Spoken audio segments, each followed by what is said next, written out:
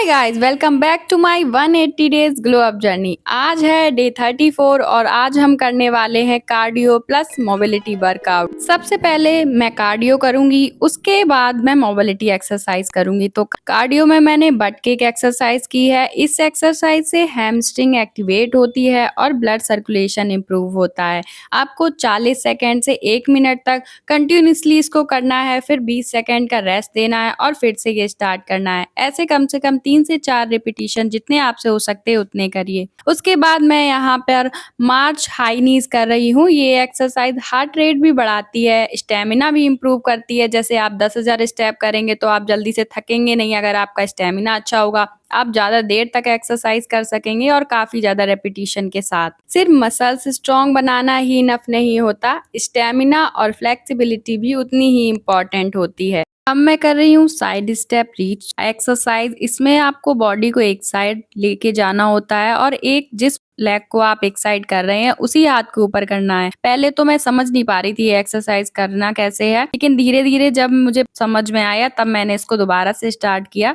Body को side to side move करें और हैंड्स को ऊपर स्ट्रेच करने हैं। इससे कोऑर्डिनेशन और मोबिलिटी दोनों ही इम्प्रूव होते हैं। अगर आप मेरी 180 डेज ग्लो अप जर्नी का हिस्सा हैं तो मैं एक टिप आपको देना चाहूंगी कि जब भी आप एक्सरसाइज करो, पहले से ही डे बाय डे डिसाइड कर लो कि आज कौन सी एक्सरसाइज करनी है, किस टाइप की करनी है और उसको नोट डाउन कर लीजिए, ताकि एक्सरसाइज करते टाइम आप बार बार भूल ना जाएं कि अब कौन सी एक्सरसाइज स्टार्ट करूं, कौन सी रह रही है। ये जितनी भी एक्सरसाइज मैं यहाँ पे कर रही हूँ, देखने में भले ही आपको बहुत आसान लग रही हो, बस इसको करने में अब मुझे समझ में आया कि योगा बहुत आसान है करना, लेकिन स्ट्रेंथ बढ़ाने के लिए इतनी एक्सरसाइज करनी पड़ती, इतना फिटनेस पे ध्यान देना पड़ता, भाई बहुत टफ है ये। इसके बाद मैं कर रही हूँ स्पीड पंचेस। कोर को इसमें टाइट रखना होता है और पंचेस को कंट्रोल करना होता है। इतनी सारी एक्सरसाइज करने के बाद हमारा कार्डियो कंप्लीट होता है और अब हम आएंगे मोबिलिटी पर। मोबिलिटी के लिए भी मैंने 3-4 एक्सरसाइजेस रखी हैं जो सभी स्ट्रेच हैं, जैसे वर्ल्ड्स ग्रेटेस्ट स्ट्रेच। पता नहीं इसका ये नाम क्यों है, पर इससे स्ट्रेच से हिप, स्पाइन और शोल्डर की मोबिलिटी इंप्रूव होती है। इसको 20 सेकेंड तक होल्ड करना था पर मुझसे नहीं हो रहा था, मुझसे 10 सेकेंड।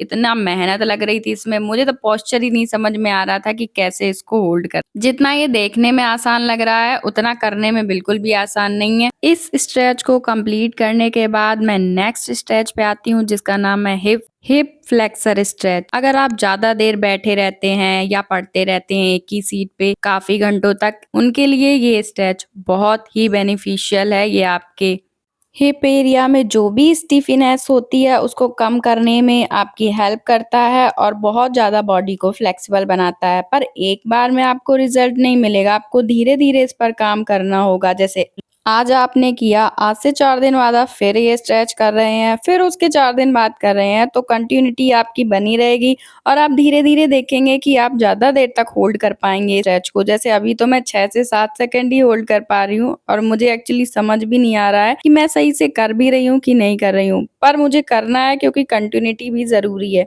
धीरे धीरे करके हर एक्सरसाइज में परफेक्ट हो जाएंगे और सारे पोस्चर समझ में आने लगेंगे।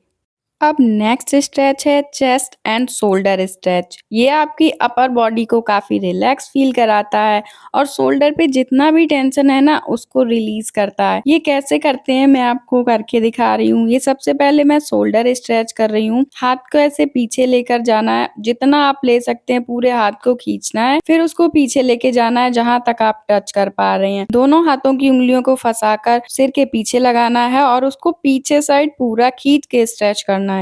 जितने अच्छे से आप स्ट्रेचिंग करेंगे उतना आपकी बॉडी की थकावट दूर होगी और आपका सारा टेंशन रिलीज हो जाएगा। टेंशन मतलब मसल्स का टेंशन रिलीज हो जाएगा, आपका टेंशन नहीं। अब हम करेंगे फुल बॉडी स्ट्रेच। इसके लिए मैं मयूर आसन कर रही हूँ। अपने सिर को अपने पैरों के तलवों से टच करने की कोशिश कर रही हूँ। जहां तक आपकी बॉडी टच कर पा रही है वहां तक आप करिए। एक्स्ट्रा प्रेशर देने की जरूरत नहीं है क्योंकि धीरे धीरे ही आपकी फ्लेक्सिबिलिटी बढ़ेगी और 1-2 महीने बाद आपको काफी इम्प्रूवमेंट दिखाई देगा आपके हर एक आसन में, हर एक स्ट्रेचिंग में। अब हमारा वर्कआउट कंप्लीट हो चुका है, चलिए बॉडी को कूल डाउन करते हैं। डीप ब्रीदिंग करते हैं, सांस अंदर लीजिए और धीरे से बाहर छोड़िए। वर्कआउट के बाद पानी जरूर पिए और बॉडी को रिकवर होने का टाइम दें। Day 34 successfully completed. आज हमने कार्डियो से स्टेमिना और मोबिलिटी से फ्लेक्सिबिलिटी पर काम किया है। अगर आप भी मेरी 180 days glow up journey follow कर रहे हैं तो वीडियो को लाइक करें, अपनी प्रोग्रेस कमेंट में बताएं और चैनल को सब्सक्राइब करना मत भूलिए। मिलते हैं डे 35 के वर्कआउट के साथ। Bye bye. Follow for the next day.